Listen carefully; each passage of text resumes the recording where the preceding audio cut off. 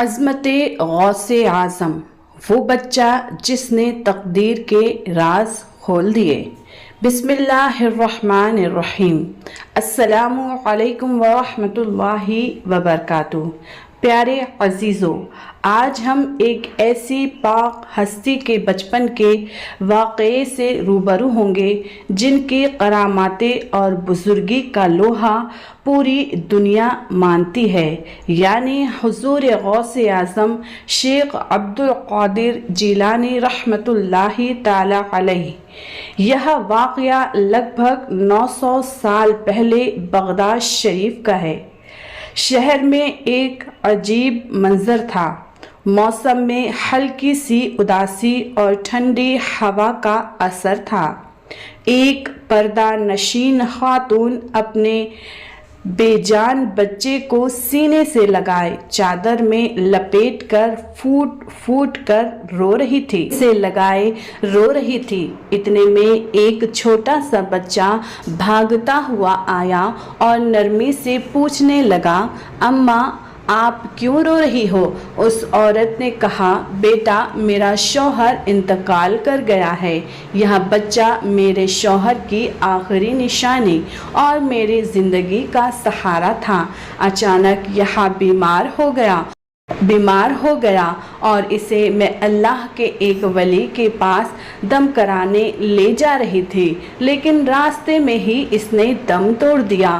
پھر بھی میں بڑی امید لے کر یہاں حاضر ہوئی ہوں، کیونکہ اس خانقاہ کے بزرگ کی کرامات کی ہر طرف چرچا ہے اور ان کی نگاہ کرم سے اب بھی بہت کچھ ہو سکتا ہے۔ مگر وہاں مجھے تو صبر کی تلقین دے کر اندر تشریف لے گئے۔ یہ کہہ کے وہ خاتون پھر سے زارو قطار رونے لگی۔ جب اس چھوٹے بچے نے اس عورت کی بات سنی تو اس کا دل تڑپ اٹھا۔ اس نے رحمت بھری زبان سے کہا، امی جان آپ کا منا مرا نہیں ہے، ٹھیک سے دیکھیے، وہ ابھی بھی زندہ ہے، دیکھیے تو صحیح وہ حرکت کر رہا ہے۔ یہ سنتے ہی وہ عورت حیران رہ گئی، اس کے تعجب کی کوئی حد ہی نہ رہی۔ فوراً اس نے اپنے بچے کے بدن سے کپڑا ہٹا کر دیکھا، لیکن یہ کیا، وہی بچہ جو چند لمحے پہلے موت کی آغوش میں سو چکا تھا، جس کو سب نے مردہ قرار دے دیا تھا، وہ بچہ اب ہاتھ پاؤں مار کر کھیلنے میں مگن تھا۔ یہ کرامات ابھی ہوئی ہی تھی کہ اتنے میں وہی خانقاہ والے بزرگ اپنی خانقاہ سے باہر نکلے۔ جب انہوں نے بچے کو زندہ دیکھا تو فوراً معاملہ سمجھ گئے۔ اپنی لاٹھی اٹھاتے ہوئے وہ بزرگ بچے کی طرف لپکے اور بولے، تو نے ابھی سے ہی تقدیر خداوندی کے رازوں سے پردہ اٹھانا شروع کر دیا ہے۔ یہ سنتے ہی وہ بچہ وہاں سے بھاگ کھڑا ہوا۔ اب بزرگ بھی اس کے پیچھے پیچھے دوڑنے لگے اور وہ بچہ آگے آگے بھاگتا رہا۔ بھاگتے بھاگتے وہ ایک قبرستان کی طرف مڑا اور بلند آواز سے پکارنے لگا، اے قبر والو مجھے بچاؤ۔ اب اس بچے کا اتنا ہی کہنا تھا کہ وہی بزرگ جو تیزی سے اس کے پیچھے بھاگ رہے تھے اچانک ٹھٹک کر رک گئے۔ انہوں نے جو منظر دیکھا اس سے اس کی آنکھیں پھٹی کی پھٹی رہ گئی اور وہ حیرانی سے اس واقعے کو دیکھ رہے تھے۔ جیسے ہی بچے نے پکارا کہ اے قبر والو مجھے بچاؤ، تو قبرستان سے 300 مردے اٹھ کر اس چھوٹے سے بچے کی ڈھال بن گئے۔ وہ بچہ دور کھڑا ہوا اپنے چاند جیسے چہرے کو چمکا رہا تھا اور مسکرا رہا تھا۔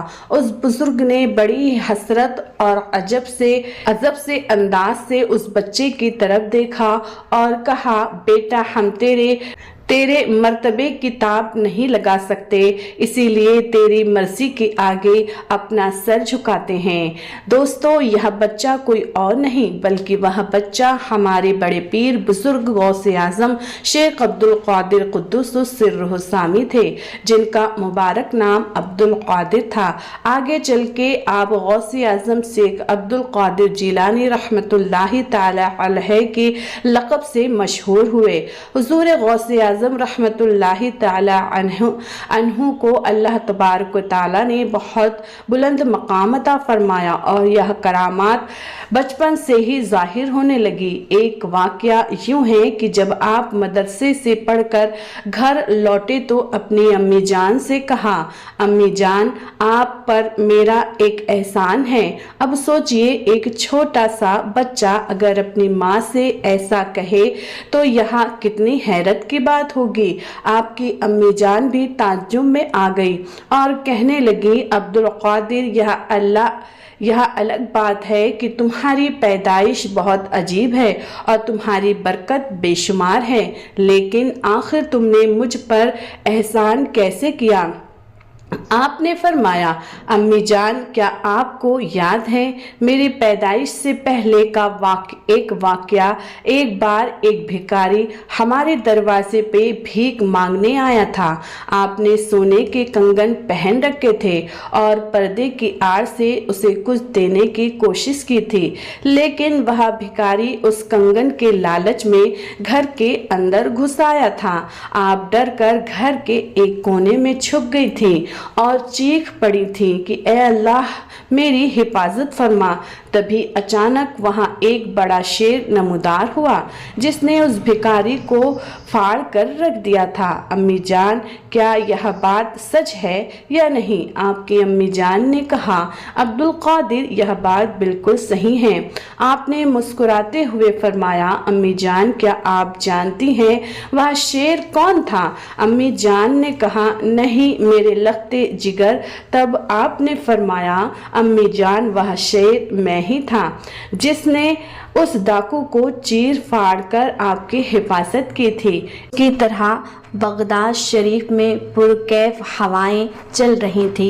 हुजूर गौसे आज़म मदरसे से घर तशरीफ़ लाए और तशरीफ़ लाके अपनी अम्मी हुजूर के गोद में बैठ गए। बैठ के अपने मुबारक हाथों से आपके चेहरे पे आने वाले बालों को सहलाने लगे और फरमाया, अम्मा, और कहा, अम्मी जान, आपके ऊपर एक और मेरा बड़ा एहसान है।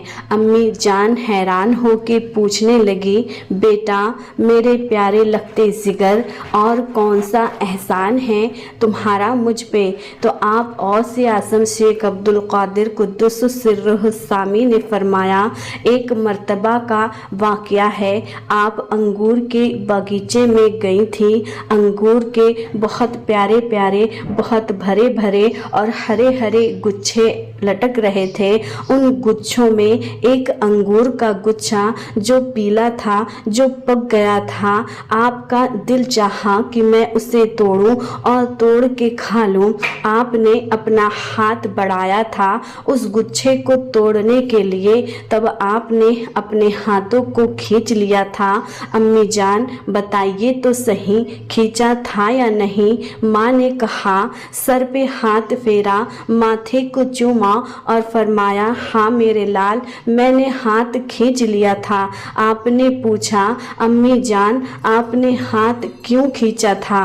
एक बार खींचा, 2 बार खींचा, तीसरी बार भी आपने हाथ खींचा था। आपकी अम्मी हैरान होके पूछने लगी, हाँ बेटा, मैंने हाथों को खींच लिया था और एक बार नहीं 3 बार खींचा था। आपने क्यों खींचा था?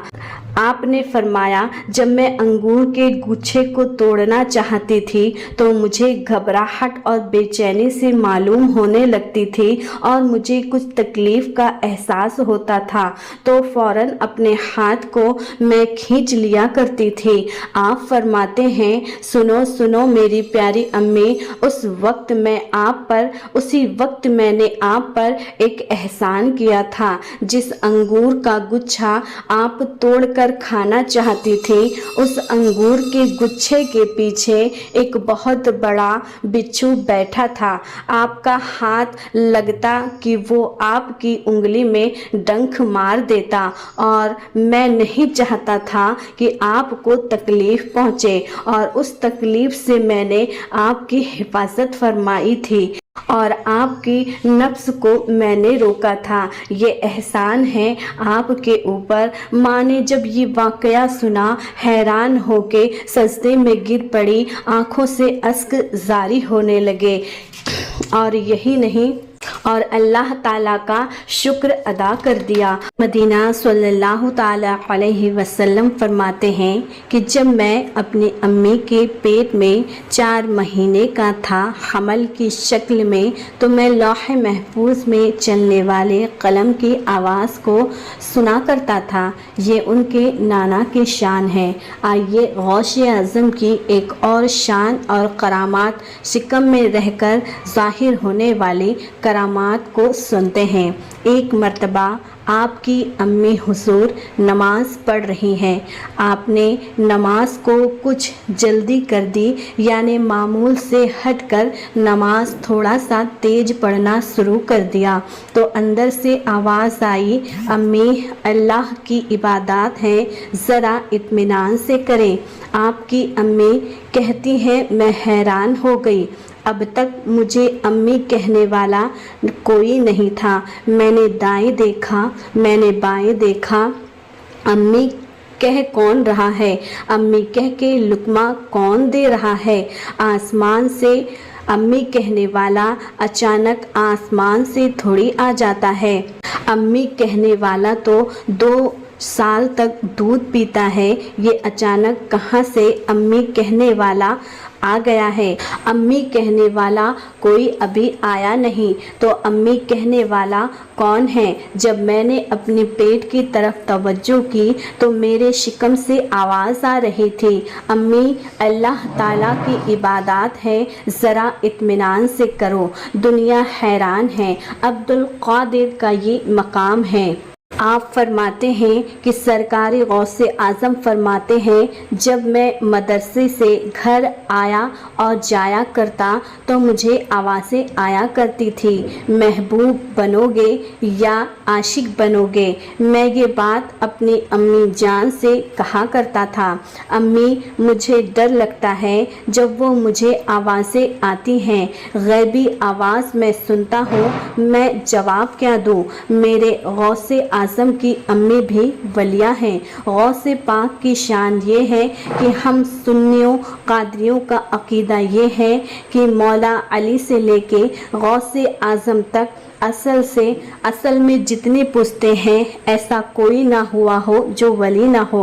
अली से लेकर गौसे आज़म तक सब वली हैं, और खुदा की कसम नस्ल में गौसे आज़म से हज़रत मेहंदी तक के सब वली हैं।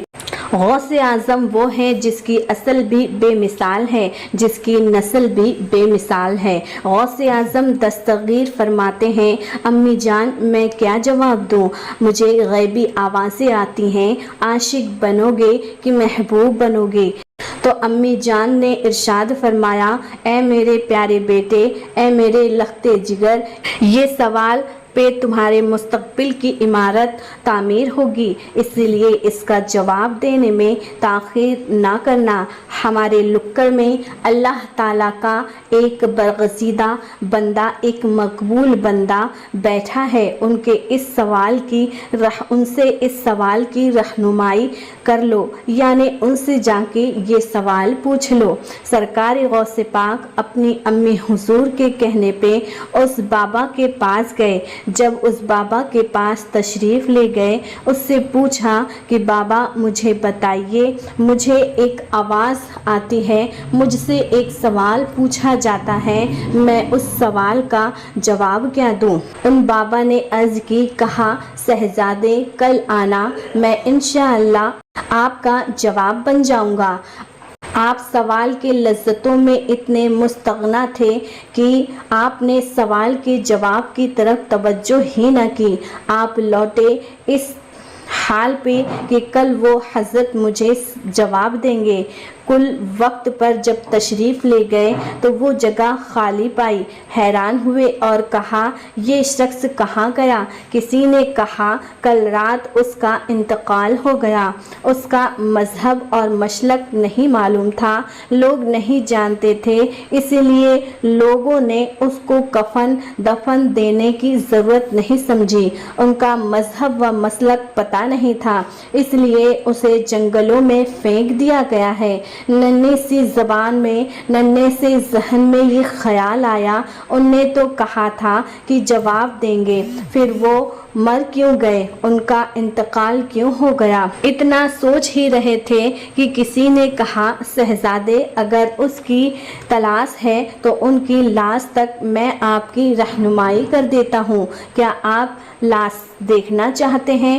آپ نے کہا ہاں۔ لوگوں نے آپ کو وہاں لے کے گئے۔ آپ نے کیا دیکھا کہ چیل کوے نوچ نوچ کر آپ کو کھا رہے ہیں، آپ کے جسم کو کتے نوچ رہے ہیں، آپ کے جسم کو کوے نوچ رہے ہیں، اور یہ منظر دیکھ کے آپ کا دل مچل گیا اور ننھی سی زبان سے نکلا حضرت میری امی تو کہتی ہے کہ آپ اللہ تعالیٰ کے مقبول بندے ہیں، کیا آپ لوگ بھی وعدہ خلافی کرتے ہیں؟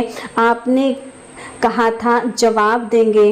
لاش کی لبوں کو مسکراہٹ ہوئی اور آواز آئی شہزادے آپ سوال کی لذت میں اس طرح کھو گئے تھے کہ آپ نے جواب کی طرف توجہ نہیں کی۔ میں نے یہ نہیں کہا تھا کہ جواب دیں گے، میں نے یہ کہا تھا کہ جواب بن جائیں گے۔ لیجئے آپ کا جواب، ہم بن گئے ہیں، ہمیں دیکھ لو۔ عاشق بنے تھے اسی لیے یہ دن دیکھنا پڑا۔ محبوب بننے میں بھلائی ہے کہ وہاں بڑے بڑے ناز اٹھائے جاتے ہیں۔ اس منزل سے گزرنے کی ہمت، طاقت اور قوت ہے تو عاشق بننا، ورنہ محبوب بننے میں ہی بھلائی ہے۔ مگر آپ تو مجمع بحرین ہیں، آپ تو مجمع بحرین ہیں، نجم الطرفین ہیں۔ وہ ذات تھی میرے غوث اعظم کی، وہ منظر دیکھ کے جب آواز آئی عاشق بنو گے، عاشقوں کو تو کفن بھی میسر نہیں ہوتا، عاشقوں کو تو 2 گز زمین بھی میسر نہیں ہوتی۔ یہ امتحان کا مقام ہے، اس مقام سے گزرنے کی طاقت ہو تبھی عاشق بننا، ورنہ محبوب بننے میں بھلائی ہوگی۔ تب میرے غوث اعظم نے ارشاد فرمایا پھر تو میں عاشق بنوں گا، اس لیے کہ اس منزل سے گزرنے کی ہمت ہے۔ عاشق بن چکے اور وہ ریاضات اور مجاہدات کیے جس کو پڑھنے کے بعد اللہ اکبر دل اش اش کر اٹھتا ہے۔ آپ فرماتے ہیں میں نے ریاضت اور مجاہدات کرتے وقت جو تکلیفیں اٹھائی ہیں، اگر وہ کسی پہاڑ پہ بھی ڈال جاتی تو پہاڑ ریزہ ریزہ ہو جاتا۔ میں نے اتنی تکلیفیں اٹھائی ہیں۔ ویڈیو اچھی لگی ہو تو لائک کریں، چینل کو سبسکرائب کریں، پیارے رب اسیم کے ناموں میں سے ایک نام کمنٹس میں ضرور لکھیں۔ جزاک اللہ خیرہ۔